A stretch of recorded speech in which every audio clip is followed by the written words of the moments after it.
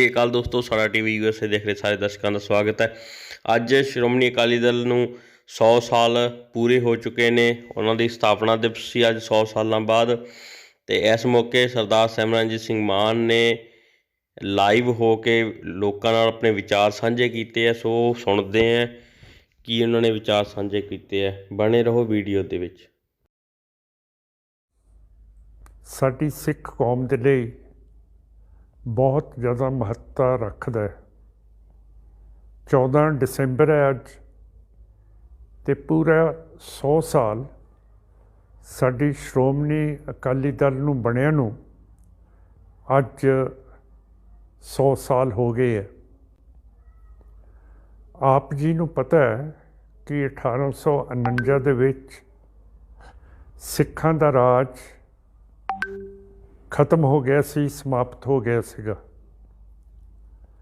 ਔਰ ਉਸ ਤੋਂ ਬਾਅਦ ਆਰੀਆ ਸਮਾਜੀਆਂ ਨੇ ਅਤੇ ਈਸਾਈ ਮਿਸ਼ਨਰੀਆਂ ਨੇ ਬਹੁਤ ਕੋਸ਼ਿਸ਼ ਕੀਤੀ ਕਿ ਸਿੱਖ ਰਾਜ ਟੁੱਟਣ ਤੋਂ ਬਾਅਦ ਅਸੀਂ ਇਹਨਾਂ ਸਿੱਖਾਂ ਨੂੰ ਆਰੀਆ ਸਮਾਜੀ ਬਣਾ ਦਈਏ ਅਤੇ ਈਸਾਈ ਬਣਾ ਦਈਏ।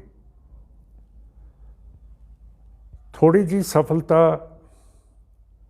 ਇਹਨਾਂ ਧਰਮਾਂ ਨੂੰ ਹੋਈ ਕਿ ਜਿਹੜੇ ਸਾਡੇ ਮਹਾਰਾਜਾ ਕਪੂਰਥਲਾ ਸੀ ਉਹ ਈਸਾਈ ਬਣ ਗਏ, ਅਤੇ ਦਿਆਲ ਸਿੰਘ ਮਜੀਠੀਆ ਜਿਹੜੇ ਬਹੁਤ ਧਨਾਟੀ ਸਿੱਖ ਸੀਗੇ, ਜਾਇਦਾਦ ਵਾਲੇ ਸੀਗੇ, ਜਿਨ੍ਹਾਂ ਨੇ ਟ੍ਰਿਬਿਊਨ ਦਾ ਅਖਬਾਰ ਕੱਢਿਆ ਅਤੇ ਕਈ ਸਮਾਜਿਕ ਬਿਲਡਿੰਗਸ ਬਣਾਈਆਂ, ਕਾਲਜਸ ਬਣਾਏ, ਉਹ ਆਰੀਆ ਸਮਾਜ ਦੇ ਵਿੱਚ ਚਲੇ ਗਏ। ਇਹਦੇ ਤੋਂ ਜਿਹੜੇ ਬੁੱਧੀਜੀਵ ਸੀਗੇ ਸਿੱਖ ਉਸ ਵਕਤ ਦੇ, ਸਰਦਾਰ ਗੁਰਬਖਸ਼ ਸਿੰਘ ਸੀਗੇ, ਗਿਆਨੀ ਦਿੱਤ ਸਿੰਘ ਸੀਗੇ, ਇਹਨਾਂ ਨੇ ਸਿੰਘ ਸਭਾ ਮੂਵਮੈਂਟ ਸ਼ੁਰੂ ਕੀਤੀ ਕਿ ਜਿਹੜੇ ਸਿੱਖ ਹੈ ਇਹ ਘਟਦੇ ਜਾਂਦੇ ਹੈ ਅਤੇ ਇਹਨਾਂ ਨੂੰ ਕੋਈ ਦਿਸ਼ਾ ਨਹੀਂ ਹੈਗੀ। ਔਰ ਉਹਨਾਂ ਦੀ ਸਫਲਤਾ ਪਈ ਕਿ 1909 ਦੇ ਵਿੱਚ ਸਾਡਾ ਆਨੰਦ ਮੈਰਿਜ ਐਕਟ ਬਣ ਗਿਆ, ਜਿਹਦੇ ਨਾਲ ਗੁਰੂ ਦੀ ਮਰਿਆਦਾ ਦੇ ਮੁਤਾਬਕ ਸਾਡੀਆਂ ਸ਼ਾਦੀਆਂ ਹੋਣੀਆਂ ਸ਼ੁਰੂ ਹੋ ਗਈਆਂ। ਇਹ ਜਿਹੜਾ 1909 ਦਾ ਆਨੰਦ ਮੈਰਿਜ ਐਕਟ ਹੈ, ਇਹ 1947 'ਚ ਜਦੋਂ ਇੰਡੀਆ ਨੂੰ ਆਜ਼ਾਦੀ ਮਿਲੀ ਹੈ, ਹਿੰਦੁਤਵਾ ਇੰਡੀਆ ਨੇ ਸਾਰੇ ਜਿਹੜੇ ਕਾਨੂੰਨ ਸੀ ਅੰਗਰੇਜ਼ਾਂ ਦੇ ਉਹ ਅੱਗੇ ਲਿਜਾ ਕੇ ਅਤੇ ਉਹਨਾਂ ਨੂੰ ਜਾਇਜ਼ ਠਹਿਰਾਇਆ ਕਿ ਅੰਗਰੇਜ਼ਾਂ ਦੇ ਕਾਨੂੰਨ ਠੀਕ ਹੈ ਅਤੇ ਇਹ ਵੀ ਲੱਗਦੇ ਰਹਿਣਗੇ, ਅਤੇ ਅੱਜ ਵੀ ਉਹੀ ਕਾਨੂੰਨ ਲੱਗਦੇ ਆ। IPC, ਐਵੀਡੈਂਸ ਐਕਟ, CRPC, ਕੋਈ ਵੀ ਐਕਟ ਜਿਹੜਾ ਹੈਗਾ ਅੰਗਰੇਜ਼ਾਂ ਦਾ ਬਣਿਆ ਹੋਇਆ ਅੱਜ ਚੱਲਦਾ।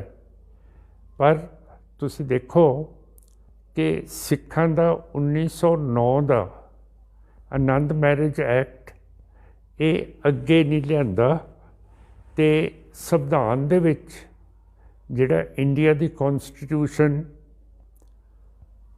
1950 ਦੇ ਵਿੱਚ ਬਣੀ, ਉਹਦੀ ਆਰਟੀਕਲ 25 ਦੇ ਵਿੱਚ ਲਿਖਤਾ ਕਿ Sikhs are a part of the Hindu religion, ਕਿ ਸਿੱਖ ਇੱਕ ਹਿੰਦੂ ਮਜ਼ਹਬ ਦਾ ਹਿੱਸਾ ਹੈਗੇ ਆ। ਜਦੋਂ ਇਹ ਲਿਖਤਾ ਅਤੇ ਫਿਰ 1909 ਦਾ ਸਾਡਾ ਆਨੰਦ ਮੈਰਿਜ ਐਕਟ ਇਹਨਾਂ ਨੇ ਅੱਗੇ ਨਾ ਲਿਆਉਣਾ, ਉਹ ਕੁਦਰਤੀ ਸੀਗਾ ਕਿ ਜਦੋਂ ਸਿੱਖਾਂ ਨੂੰ ਬਣਾਤਾ, ਹਿੰਦੂ ਧਰਮ ਦੇ ਵਿੱਚ ਸ਼ਾਮਿਲ ਕਰ ਲਿਆ, ਫਿਰ ਸਾਡੀ ਜਿਹੜੀ ਪਛਾਣ ਸੀ ਉਹ ਖਤਮ ਕਰਤੀ ਹਿੰਦੂ ਇੰਡੀਆ ਨੇ। ਅਤੇ ਜਿਹੜਾ ਫਿਰ ਇਹ ਜਿਹੜੀ ਜੱਦੋ-ਜਹਿਦ ਚੱਲਦੀ ਰਹੀ, ਫਿਰ 1920 ਦੇ ਵਿੱਚ ਸਾਡਾ ਅਕਾਲੀ ਦਲ ਪੈਦਾ ਹੋਇਆ, ਔਰ 1925 ਦੇ ਵਿੱਚ ਸ਼੍ਰੋਮਣੀ ਗੁਰਦੁਆਰਾ ਕਮੇਟੀ ਦਾ ਕਾਨੂੰਨ ਬਣ ਚੁੱਕਿਆ ਸੀਗਾ। ਹੁਣ SGPC ਦਾ ਕਾਨੂੰਨ ਜਿਹੜਾ ਬਣਿਆ ਉਹਦੇ ਵਿੱਚ ਮਰਦ ਨੂੰ ਵੀ ਇਜਾਜ਼ਤ ਸੀ ਅਤੇ ਬੀਬੀਆਂ ਨੂੰ ਵੀ ਇਜਾਜ਼ਤ ਸੀਗੀ ਵੋਟ ਪਾਉਣ ਦੀ, ਜਦ ਕਿ 1925 ਦੇ ਵਿੱਚ ਬਰਤਾਨੀਆ, ਅਮਰੀਕਾ ਅਤੇ ਹੋਰ ਵੱਡੇ ਵੱਡੇ ਜਿਹੜੇ ਐਡਵਾਂਸ ਮੁਲਕ ਹੈ ਉਹਨਾਂ ਨੇ ਬੀਬੀਆਂ ਨੂੰ ਹੱਕ ਨਹੀਂ ਸੀ ਦਿੱਤਾ ਵੋਟ ਪਾਉਣ ਦਾ। ਸੋ ਮੇਰੇ ਕਹਿਣ ਦਾ ਮਤਲਬ ਹੈ ਕਿ ਜਿਵੇਂ ਸਿੱਖ ਪਰੰਪਰਾ ਸੀਗੀ, ਜਿਵੇਂ ਗੁਰੂਆਂ ਨੇ ਸਾਨੂੰ ਬਰਾਬਰਤਾ ਦਿੱਤੀ ਹੈ, ਇਸੇ ਤਰ੍ਹਾਂ ਹੀ SGPC ਦੇ ਐਕਟ ਦੇ ਵਿੱਚ ਵੀ ਬੀਬੀਆਂ ਨੂੰ ਪੂਰੇ ਹੱਕ ਦਿੱਤੇ ਗਏ। ਸੋ ਇਹ ਸਾਡੀ ਜੱਦੋਜਹਿਦ ਚੱਲਦੀ ਰਹੀ ਔਰ ਫਿਰ ਅਕਾਲੀਆਂ ਨੇ ਮਹੰਤਾਂ ਤੋਂ ਗੁਰਦੁਆਰੇ ਛਡਾ ਦਿੱਤੇ। ਬਹੁਤ ਜ਼ਿਆਦਾ ਕੁਰਬਾਨੀਆਂ ਹੋਈਆਂ, ਖੂਨ ਵਗਿਆ, ਪਰ ਅਖੀਰ ਦੇ ਵਿੱਚ ਸਾਨੂੰ ਆਪਣੀ ਸੰਭਾਲ ਗੁਰਦੁਆਰਿਆਂ ਦੀ ਮਿਲ ਗਈ। ਪਰ 1947 ਦੇ ਵਿੱਚ ਜਦੋਂ ਅੰਗਰੇਜ਼ਾਂ ਨੇ ਫੈਸਲਾ ਕਰ ਲਿਆ ਕਿ ਇੱਕ ਬਹੁ ਗਿਣਤੀ ਇੰਡੀਆ ਹਿੰਦੂਆਂ ਦਾ ਬਣੂਗਾ ਅਤੇ ਮੁਸਲਮਾਨਾਂ ਦਾ ਇਸਲਾਮਿਕ ਮੁਲਕ ਪਾਕਿਸਤਾਨ ਬਣੂਗਾ, ਉਸ ਵਕਤ ਆਪਾਂ ਨੇ ਕੋਈ ਜੱਦੋਜਹਿਦ ਨਹੀਂ ਕੀਤੀ ਹੈਗੀ, ਕਿਉਂ ਕਰਕੇ ਸਿਰਫ 1946 ਦੇ ਵਿੱਚ ਸਰਦਾਰ ਬਲਵੰਤ ਸਿੰਘ ਕੁੱਕੜ ਪਿੰਡ ਦੇ ਸੀਗੇ ਜਿਨ੍ਹਾਂ ਨੇ SGPC ਦੇ ਵਿੱਚ ਮਤਾ ਲਿਆਂਦਾ ਕਿ ਸਾਨੂੰ ਅਲੱਗਾ ਖਾਲਿਸਤਾਨ ਇੱਕ ਸਟੇਟ ਚਾਹੀਦੀ ਹੈ ਜਿਹਦਾ ਨਕਸ਼ਾ ਚਨਾਬ ਦਰਿਆ ਤੋਂ ਲੈ ਕੇ ਜਮਨਾ ਦਰਿਆ ਤੱਕ ਹੋਵੇ। ਔਰ ਇਸ ਤੋਂ ਪਹਿਲਾਂ ਸਿੱਖਾਂ ਨੇ ਖਾਲਿਸਤਾਨ ਦੀ ਰੈਜ਼ੋਲਿਊਸ਼ਨ ਨਹੀਂ ਲਿਆਂਦੀ, ਬਲਕਿ 1943 ਦੇ ਵਿੱਚ ਕਾਮਰੇਡਾਂ ਨੇ, ਹਰਕਿਸ਼ਨ ਸਿੰਘ ਸੁਰਜੀਤ ਸਾਹਿਬ ਨੇ ਇੱਕ ਕਮਿਊਨਿਸਟ ਪਾਰਟੀ ਤੋਂ ਮਤਾ ਪਾਸ ਕਰਾਇਆ, ਜਿਹੜਾ ਰੂਸ ਨੇ ਵੀ ਮੰਨਿਆ, ਮਾਸਕੋ ਨੇ ਵੀ ਮੰਨਿਆ ਕਿ ਸਿੱਖਾਂ ਦਾ ਅਲੱਗਾ ਖਾਲਿਸਤਾਨ ਹੋਣਾ ਚਾਹੀਦਾ। ਇਹ ਸਾਰੀਆਂ ਚੀਜ਼ਾਂ ਸ਼੍ਰੋਮਣੀ ਅਕਾਲੀ ਦਲ ਅੰਮ੍ਰਿਤਸਰ ਜਾਂ ਸ਼੍ਰੋਮਣੀ ਅਕਾਲੀ ਦਲ ਨੇ ਇਹ ਸਾਰੀ ਜੱਦੋਜਹਿਦ ਕੀਤੀ ਹੈ ਅੰਗਰੇਜ਼ਾਂ ਦੇ ਵੇਲੇ, ਅਤੇ 1947 ਤੋਂ ਬਾਅਦ ਸਾਡੇ ਸਿੱਖਾਂ ਨੇ ਅਤੇ ਅਕਾਲੀ ਦਲ। ਸੋ ਇਹ ਪੁਰਾਣੀ ਬਹੁਤ ਹਿਸਟਰੀ ਹੈ ਔਰ ਅੱਜ 2020 ਦੇ ਵਿੱਚ ਆਪਾਂ ਗੱਲ ਕਰ ਰਹੇ ਹਾਂ ਕਿ ਜਿਹੜਾ ਪੱਧਰ ਸਾਡਾ ਅਕਾਲੀਆਂ ਦਾ ਸੀਗਾ ਉਹਦੇ ਤੋਂ ਆਪਾਂ ਬਹੁਤ ਹੇਠ ਆ ਗਏ ਹਾਂ, ਕਿਉਂ ਕਰਕੇ 1996 ਦੇ ਵਿੱਚ ਜਿਹੜੀ ਮਿਸਟਰ ਬਾਦਲ ਨੇ ਕਾਨਫਰੰਸ ਕੀਤੀ ਮੋਗੇ ਦੇ ਵਿੱਚ, ਉੱਥੇ ਅਕਾਲੀ ਦਲ ਦੇ ਨੀਮ ਬਿਲਕੁਲ ਛੱਡ ਦਿੱਤੇ ਔਰ ਇੱਕ ਪੰਜਾਬੀ ਪਾਰਟੀ ਬਣਾਤੀ। ਜਿਹੜਾ ਅਨੰਦਪੁਰ ਸਾਹਿਬ ਦਾ ਮਤਾ ਸੀ ਉਹ ਵੀ ਬਾਦਲਾਂ ਨੇ ਤੇ ਰਵਾਇਤੀ ਅਕਾਲੀਆਂ ਨੇ ਰੱਦ ਕਰਤਾ। ਸੋ ਮੇਰਾ ਮਤਲਬ ਹੈ ਕਿ 1996 ਦੇ ਵਿੱਚ ਜਦੋਂ ਇਹਨਾਂ ਨੇ ਅਕਾਲੀ ਦਲ ਦਾ ਭੋਗ ਪਾਤਾ, ਪਰ ਆਪਣੀ ਪਾਰਟੀ ਸ਼੍ਰੋਮਣੀ ਅਕਾਲੀ ਦਲ ਅੰਮ੍ਰਿਤਸਰ, ਜਿਸ ਨੇ ਆਪਣੀ ਸੁਰਤ ਸੰਭਾਲੀ 1984 ਬਲੂ ਸਟਾਰ ਤੋਂ ਬਾਅਦ, ਸੰਤ ਜਰਨੈਲ ਸਿੰਘ ਭਿੰਡਰਾਂਵਾਲੇ ਨੇ ਬਚਨ ਕੀਤੇ ਕਿ ਜੇ ਫੌਜ ਦਰਬਾਰ ਸਾਹਿਬ ਦੇ ਵਿੱਚ ਆਊਗੀ ਤੇ ਖਾਲਿਸਤਾਨ ਦਾ ਨੀਂਹ ਪੱਥਰ ਰੱਖਿਆ ਜਾਊਗਾ।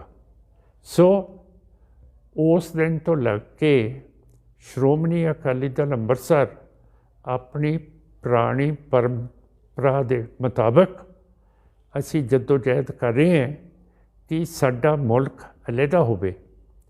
ਹੁਣ ਤੁਹਾਨੂੰ ਪਤਾ ਹੈ ਕਿ ਕਿਸਾਨਾਂ ਦਾ ਮੋਰਚਾ ਲੱਗਿਆ ਹੋਇਆ, ਚੜ੍ਹਦੀ ਕਲਾ ਹੈ ਸਾਰਿਆਂ 'ਚ, ਪਰ ਇਹਦੇ ਵਿੱਚ ਜਿਹੜੇ ਖਾਸ ਕੋਈ ਬੰਦੇ ਹੈਗੇ ਆ ਉਹ ਕਹਿੰਦੇ ਆ ਕਿ ਧਰਮ ਦੀ ਗੱਲ ਨਹੀਂ ਕਰਨੀ ਹੈਗੀ, ਜਿਹਦਾ ਮਤਲਬ ਹੈ ਕਿ ਸਿੱਖ ਦੀ ਗੱਲ ਨਹੀਂ ਕਰਨੀ ਹੈ।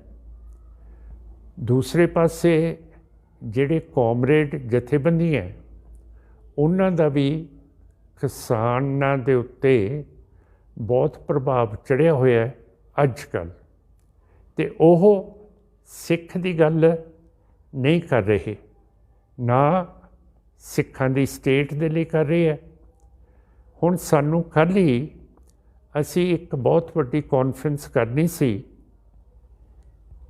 ਹਸੈਣੀ ਵਾਲੇ ਬਾਰਡਰ ਦੇ ਉੱਤੇ, ਵਾਘੇ ਬਾਰਡਰ ਦੇ ਉੱਤੇ, ਤੇ ਅਸੀਂ ਕਹਿਣਾ ਸੀਗਾ ਕਿ ਜੇ ਦਿੱਲੀ ਕਿਸਾਨਾਂ ਨੂੰ ਤੇ ਸਿੱਖਾਂ ਨੂੰ ਆਪਣੇ ਹੱਕ ਨਹੀਂ ਦਿੰਦੀ, ਦੂਸਰੇ ਪਾਸੇ ਇੰਡੀਆ ਤੇ ਪਾਕਿਸਤਾਨ ਨੇ WTO ਦੇ ਉੱਤੇ ਦਸਤਖਤ ਕੀਤੇ ਹੋਏ ਹੈ, ਵਰਲਡ ਟ੍ਰੇਡ ਆਰਗੇਨਾਈਜੇਸ਼ਨ 'ਤੇ, ਫਿਰ ਸਾਡਾ ਜਿਹੜਾ ਬਾਰਡਰ ਹੈ ਪੰਜਾਬ ਦਾ, ਇਹ ਪਾਕਿਸਤਾਨ ਨਾਲ ਖੋਲ੍ਹ ਦਿੱਤਾ ਜਾਵੇ, ਜਿਹਦੇ ਨਾਲ ਸਾਡੀਆਂ ਜਿਨਸਾਂ ਜਿਹੜੀਆਂ ਵੀ ਹੈਗੀਆਂ, ਕਣਕ ਹੈ, ਨਰਮਾ ਹੈ, ਫਿਰ ਚੌਲ ਨੇ, ਝੋਨਾ, ਦਾਲਾਂ ਹੈਗੀਆਂ, ਇਹ ਬਾਰਡਰ ਕ੍ਰੋਸ ਕਰਨ।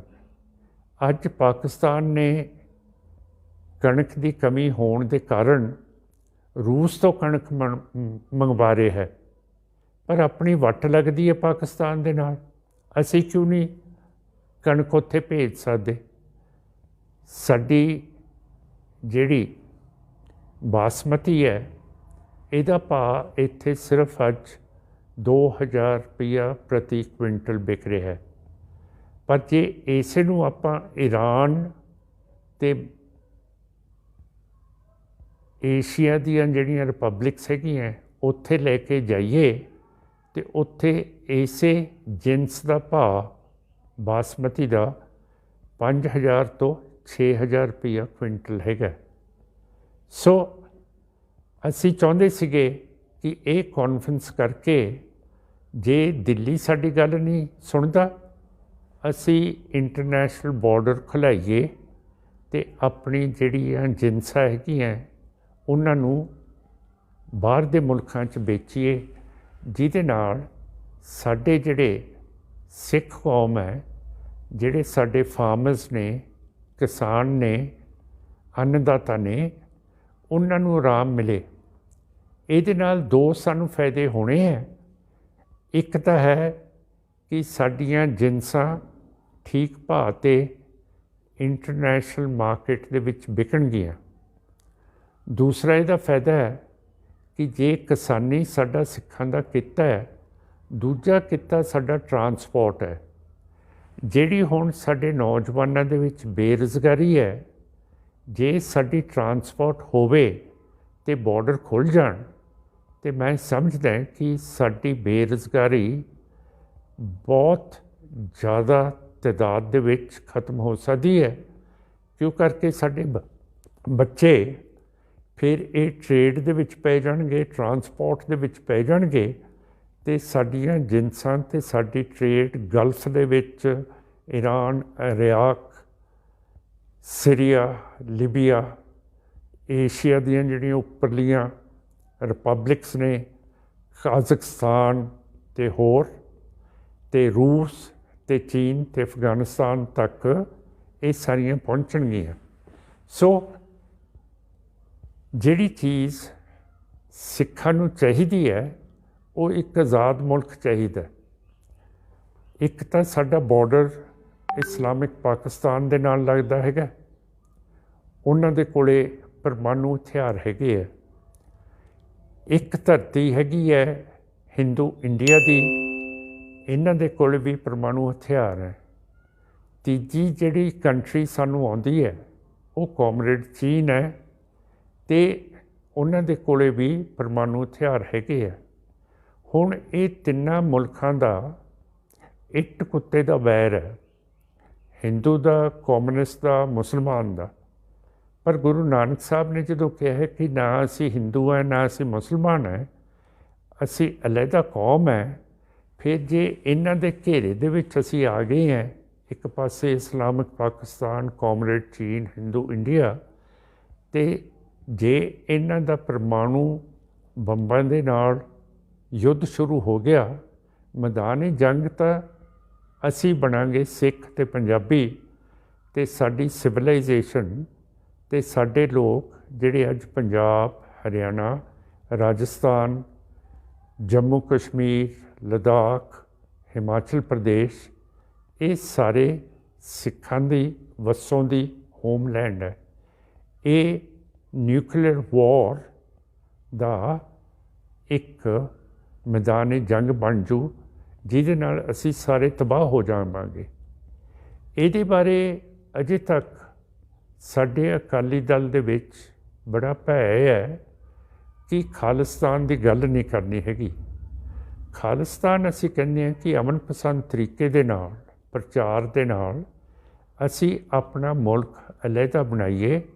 तो श्रोमणी अकाली दल अंमृतसर जिहड़ी 1984 के घल्लूघारे तो बाद इसका जन्म होया, तो सानू पता है बगाने मुल्क दे विच रह के की हाल घट गिनती का हुंदा है। इस करके असी कहने हैं कि सानू अलहदा मुल्क चाहिए। जे असी अलहदा धर्म हैगे हैं, असी अलहदा कौम है। तो जिहड़ा मोर्चा अज किसानां दा लग्या है, उत्थे कईयां दा प्रचार है कि धर्म दे उत्ते आपां ने कोई जद्दोजहद नहीं करनी। चलो जे धर्म दे उत्ते नहीं करनी, फिर असी कौम भी तो हैगे है ना। तो हरेक कौम का घर अलहदा हुंदा है। तो सिखां दी हिस्टरी कहती है राज बिना नहीं धर्म चले हैं।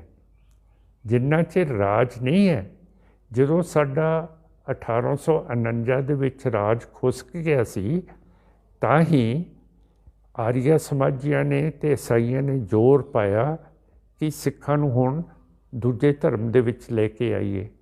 तो 1947 दे विच भी जदों अंग्रेज़ां ने वंड कीती है इंडिया दी, हिंदू नूं एक पासा देता, एक पासा मुसलमान नूं देता, फिर असी फिर विच विचाले रह गए हैं।